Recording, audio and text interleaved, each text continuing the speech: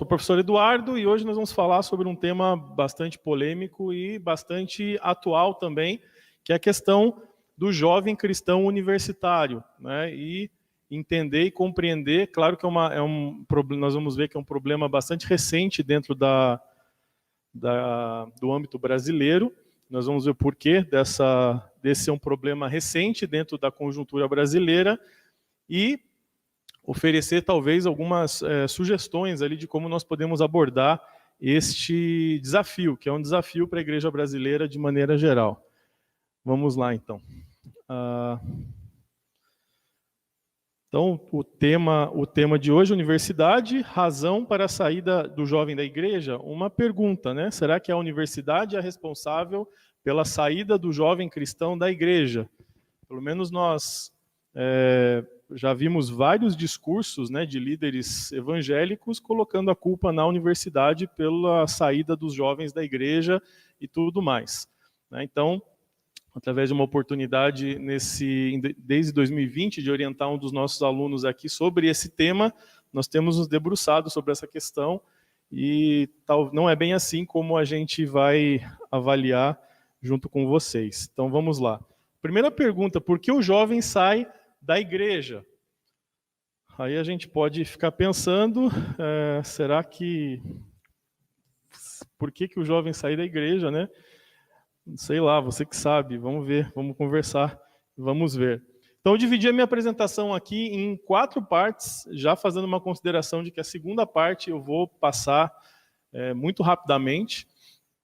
Só ela já daria uma apresentação inteira para falar a respeito da origem da universidade, do desenvolvimento das universidades no Ocidente, para entender a origem. Eu só quero pegar um dado desse histórico das universidades nesse Ocidente medieval, para a gente poder entender o que era a universidade na sua gênese, na sua origem, para então nós vermos o que mudou da origem para os dias atuais e fazer um contraponto entre a fundação das universidades com o período em que nós nos encontramos. Fazer algumas análises de gráficos sobre o jovem cristão e a igreja e sugestões para o problema. Estou muito perto? Bom, então, para a escolha do tema não é muito difícil. Se você colocar no Google ali, jovem cristão e a universidade, você vai ter uma infinidade de matérias nos portais aí evangélicos que vão trazer essas informações. Separei 3, de propósito não coloquei o título, né, o portal que faz as entrevistas, as matérias, mas uma que diz, a maioria dos cristãos que entram na universidade abandonam a igreja, diz professor. Estudo constata que período de faculdade faz com que 70% dos jovens cristãos abandonem a igreja. E por fim, por que muitos jovens evangélicos se desviam na universidade? E aí a lista seria infinita de matérias falando a respeito desse tema. Então só isso já seria importante nós nos debruçarmos a respeito desse assunto. Mas também, além disso, temos um trabalho já de 15 anos com jovens e adolescentes, seja jovens casais, adolescentes, jovens universitários, e isso tem debruçado o nosso interesse a respeito desse tema. Temos mentoreado líderes de jovens também desde 2017, e por fim, temos orientado o aluno, né, Guilherme Cachan, ali com o seu trabalho de conclusão de curso, cujo tema é o jovem e o sustento da fé na universidade. E muitos dados que nós vamos apresentar aqui foi dessa análise aí conjunta, desse trabalho de orientação junto com o nosso aluno. Bom, então, assim, o primeiro ponto é só rapidamente, como eu falei, vou passar de maneira muito breve sobre a questão da fundação das universidades, né, os Studium Generale nessa Europa medieval. Então, as universidades mais antigas no Ocidente que nós temos notícia, nós temos, olha só, Universidade de Bolonha, fundada em 1088 depois de Cristo, Paris entre 1170 e 1200, Oxford 1096, 1167, Cambridge 1209, Montpellier 1220, Universidade de Salamanca 1218, Nápoles 1224. Então nós temos aí universidades seculares, literalmente, né? Porém nós temos universidades no Oriente pautadas no âmbito do Islã, que são ainda mais antigas que as universidades nesse Ocidente medieval. né? Meu árabe não é lá muito bom, então não vou ler essas as universidades, a não ser a terceira ali, que é a de Al-Azhar, do século X, 988. Então, a mais antiga data de 737 depois de Cristo, século 8 nós estamos falando aqui. Aí já estamos falando de universidades milenares. Qual que é o ponto de contato entre esses dois universos que são bastante distintos? O objetivo dos estudos que aconteciam nesses ambientes. Basicamente, tanto nas ocidentais quanto nas orientais, o objetivo último dessas faculdades é o ensino teológico. Então, todas essas universidades elas surgem no ambiente do ensino teológico, né? Então, por exemplo, né, a Universidade de Paris foi aquela que eu me debrucei mais em função da minha tese de doutorado, que analisa o reinado de Filipe Augusto, que governou bem. Ele foi o fundador, né, aquele que decretou e assinou os papéis e tudo mais para a fundação da Universidade de Paris. Então, assim, usando como exemplo a Universidade de Paris, de maneira muito rápida para dar sequência, quais eram as demandas que existiam nesse período para justificar a fundação de uma universidade? A formação teológica, na medida que a institucionalização da igreja vai se aprimorando, ou seja, você tem uma estruturação da igreja, através da hierarquia eclesiástica, vai se estruturando, né, o poder do Papa vai aumentando nesse período, estamos falando aqui de século XII, século XIII, uma hierarquia eclesiástica vai se formando, necessário novas demandas mais importantes, no caso de bispos, cardeais e tudo mais, começa a estruturar nesse período e demanda mais conhecimento e formação. Além disso, você tem as ordens monásticas, todas as casas, de maneira especial a casa de Cluny, a casa de Cister, onde existem debates filosóficos e teológicos brilhantes para você procurar. De maneira geral, Bernardo de Claraval tem análises teológicas e filosóficas assim brilhantes nesse período para a nossa análise. E também ao início das ordens mendicantes, franciscanos, dominicanos, que vão ter um saber teológico muito aprofundado e vão desenvolver esse conhecimento teológico nesse período. Além disso, nós temos o renascimento das monarquias. Então, pense num rei, uma corte, e tudo isso vai demandando uma série de conhecimentos cada vez mais específicos. Por exemplo, finanças, cronistas que vão narrando e descrevendo o governo, registros desse reinado, as estatísticas, elementos de desenvolvimento de tecnologia, agricultura, etc. Na medida em que as cortes se estruturam, que a igreja se estrutura, há uma demanda por conhecimento, mas a origem de tudo isso é teológica. Então, a base das universidades nesse Ocidente medieval, é o cristianismo. Então, por muitos séculos, cristianismo e ciência andaram lado a lado. Isso vai mudar. Até como sugestão de leitura a respeito desse assunto, o livro do Jacques Verger, Cultura, Ensino e Sociedade no Ocidente, nos séculos XII e XIII. Esse aqui, cadê? Esse aqui. Tá? É um dos livros muito bons para você analisar o contexto que antecede a criação das universidades e o desenvolvimento delas ao longo desses 2 séculos aqui. E o que acontece de lá para cá? Você tem mudanças significativas, principalmente a partir do século XVII, com o Iluminismo, que vai fazer uma falsa dicotomia entre luz e trevas, entre Idade Média e Idade das Luzes, a separação entre fé e ciência no ambiente acadêmico, uma secularização acelerada da sociedade e, por fim, o relativismo pós-moderno, que é a famosa modernidade líquida que a gente tem falado bastante aqui nos últimos semestres. Tá?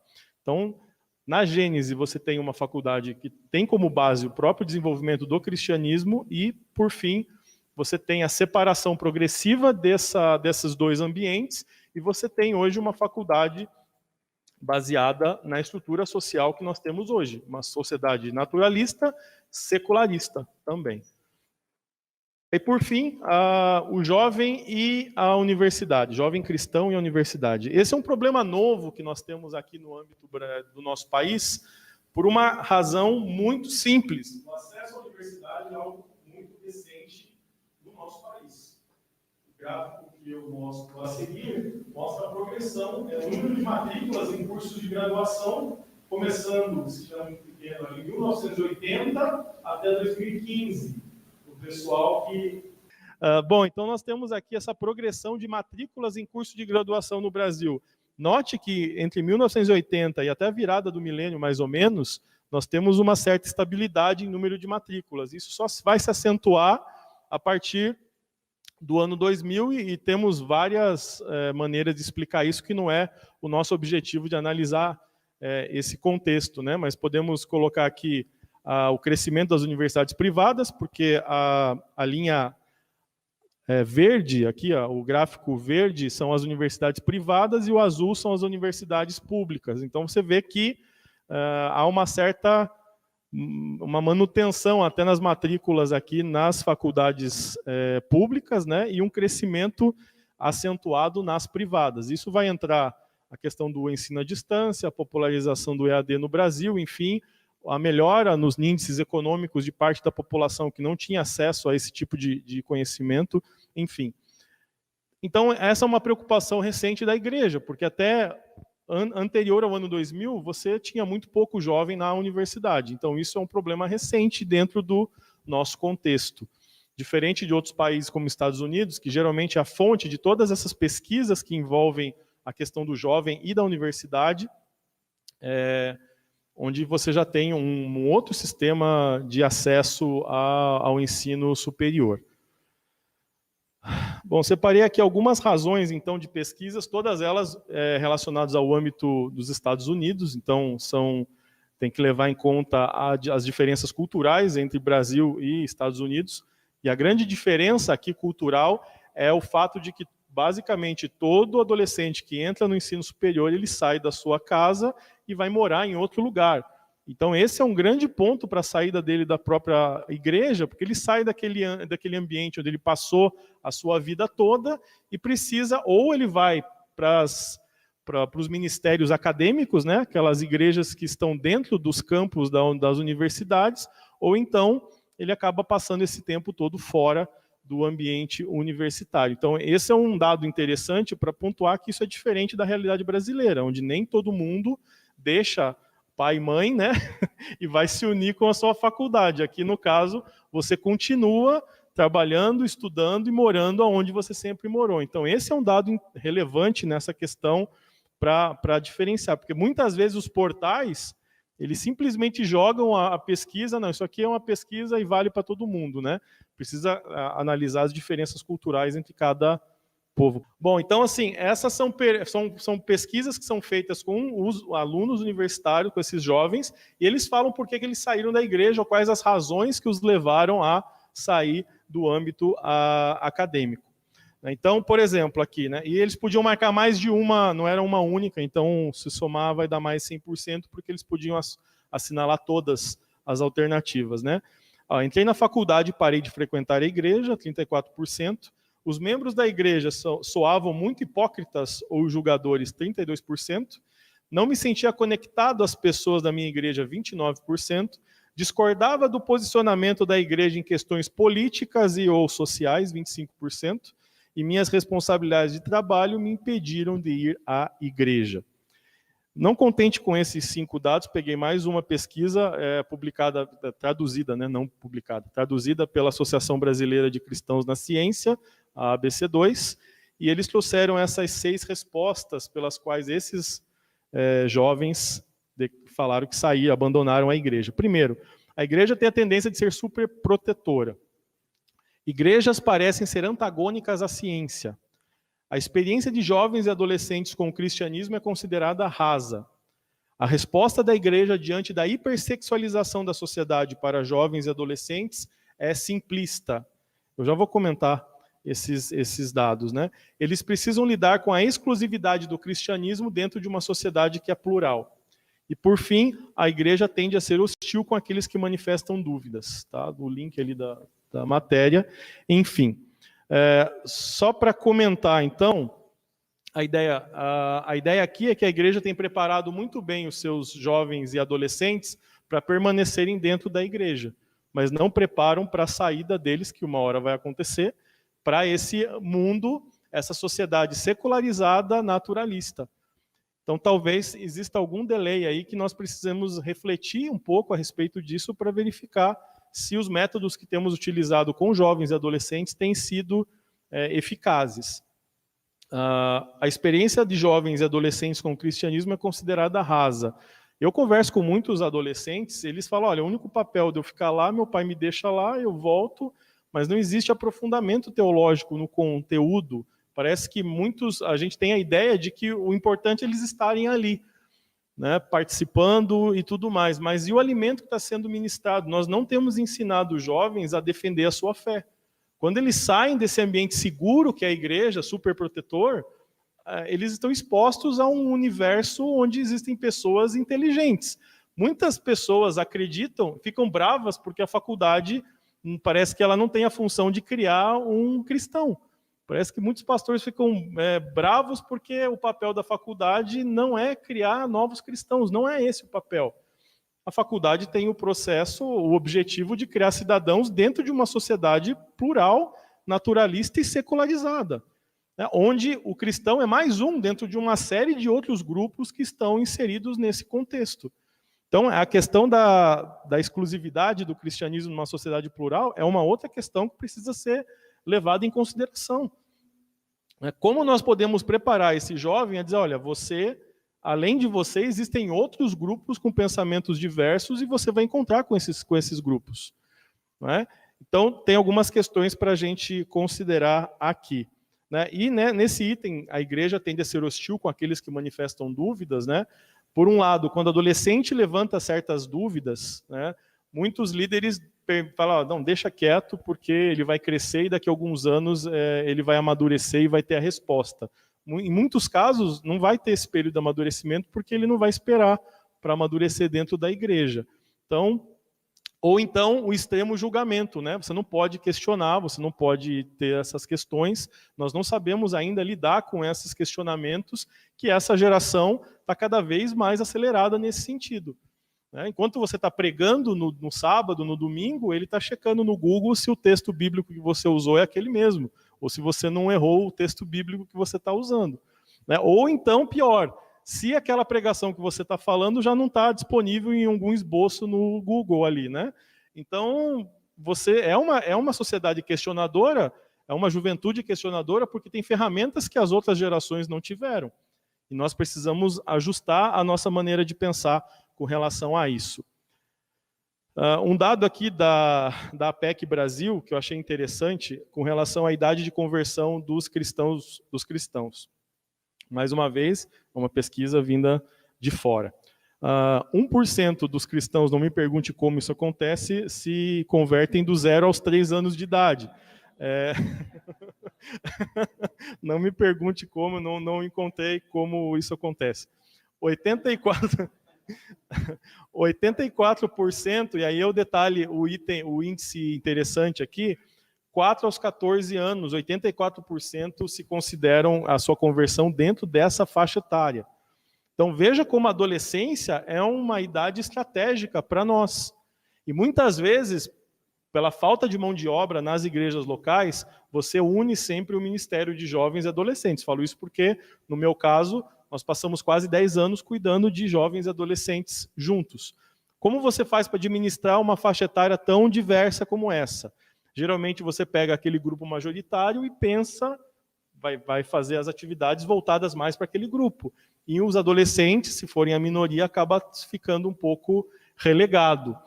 E olha só como existe um dado fundamental aqui, porque muitos desses adolescentes, se não se converterem de fato nessa faixa etária, não vão se converter depois, porque olha só, 15 aos 30 anos, 10%, e depois dos 30, aí é mais difícil. Então, se você passou dos 30, é bom se converter hoje mesmo, se tem alguém assistindo a gente, pode nos procurar nos comentários, a gente vai fazer uma oração, porque depois dos 30, o índice cai para 4%. Só para notar como essa faixa etária dos adolescentes ela é muito importante, e muitas vezes nós não damos a real importância para esse grupo. Para finalizar, então daí agora, o que eu faço depois de tudo isso? Jogou um monte de informação e agora, né? Sugestões aqui para finalizar, meus últimos minutos aqui, para líderes, né? Quem é líder de jovens e adolescentes, é muito importante pensar em ensino apologético para esse público. A igreja tem esquecido dessa palavra. Apologética é a defesa da fé. Trouxe até vários livros aqui que abordam o tema, mas tem um manual aqui, ó, Manual de Defesa da Fé da Apologética Cristã. Como que um jovem um adolescente que entra na faculdade consegue se defender do secularismo e de todas as cosmovisões que são apresentadas no ambiente acadêmico? Então, eu concluo a minha fala dizendo, olha, a faculdade não é o grande vilão dessa história, ela está cumprindo o papel dela, ela não tem o papel de formar cristãos. E eu vejo no discurso de muitos líderes ainda tem essa noção de, olha, eu já escutei muitos discursos aí na internet, com milhões de visualizações, onde a pessoa que está falando diz, olha, quem está na faculdade é imbecil. O aluno de faculdade fica 4 anos na faculdade e vira um imbecil. Como assim? É um ambiente do saber. Nós temos que aprender a pensar no ambiente acadêmico. Então, nós não estamos sabendo lidar, talvez, com essas variáveis, né, que acontecem. Então, além de todo o ensino teológico, os pais e líderes desse público devem estar atentos ao contexto da sociedade em que ele está liderando. Não adianta pensar na igreja como a igreja da década de 80. Essa igreja não existe mais. Ou o Brasil da década de 80. Hoje nós vivemos num outro contexto. A própria questão ali da hipersexualização da sociedade, como nós conversamos com jovens e adolescentes a respeito disso? Olha, é pecado, se você fizer alguma coisa, você vai para o inferno. Não adianta mais você tem que conversar e aprimorar e pesquisar a respeito do tema. Conversar de outra forma a respeito desses pontos, que são pontos polêmicos. Nós muitas vezes pulamos esses pontos, porque é difícil de entrar em certos assuntos, são campos minados, e isso acaba nos levando a ter uma posição omissa. Se os pais não falarem, se a igreja não falar, em algum lugar esse jovem, esse adolescente vai aprender. Então é melhor que seja em um ambiente hermeticamente compatível, né? Que seja um ambiente seguro para tratar esses assuntos, do que seja uma visão distorcida de outras cosmovisões. A importância do discipulado como ferramenta de amadurecimento espiritual e prático da vida cristã, principalmente porque muitos jovens desses da pesquisa, que tem muitos outros dados que eu não trouxe em função do tempo, é porque eles não tinham alguém com quem eles podiam perguntar as questões desafiadas na faculdade. O professor dele tinha algum posicionamento diferenciado e ele não tinha a quem recorrer para, eu não entendi isso, o pastor falou que, o professor na faculdade, disse que não existe nada disso. Né? Deus não existe e tudo mais. Como que eu rebato isso? Como que eu entendo isso? É preciso que nós possamos ajudar a próxima geração nessas questões complexas. Já falei da questão da sexualidade, temos que tomar cuidado também com o movimento de anti-intelectualismo que tem rondado os nichos cristãos nas últimas décadas, e abolir todo o conhecimento, dizer que, olha, vamos ficar, a letra mata, né? Mas o espírito vivifica. O entendimento errado desse texto acabou levando gerações a boicotarem o ensino acadêmico. E, por fim, os jovens universitários. Se você está nessa condição, compreenda que a função da universidade não é formar cristãos. Parece óbvio, mas nós temos que reforçar isso. Mas formar cidadãos num contexto de uma sociedade que é plural. A cosmovisão naturalista e secularizada que domina o ambiente acadêmico é, em última instância, apenas mais uma cosmovisão entre tantas outras possíveis. Então tem que entender, olha, essa é a visão do professor, é a visão da academia, mas não é a única, não é absoluta. Da mesma forma como se refuta o cristianismo como uma visão absoluta do mundo, né, as visões apresentadas na academia não são únicas, então elas podem ser refutadas também, porque é apenas mais uma cosmovisão, dentre outras. Por isso eu tenho que conhecer a minha cosmovisão, para ter condições de rebater ou de argumentar com relação a isso. E por fim, aprenda os pilares da sua fé a partir do estudo da apologética. Saiba defender a sua fé.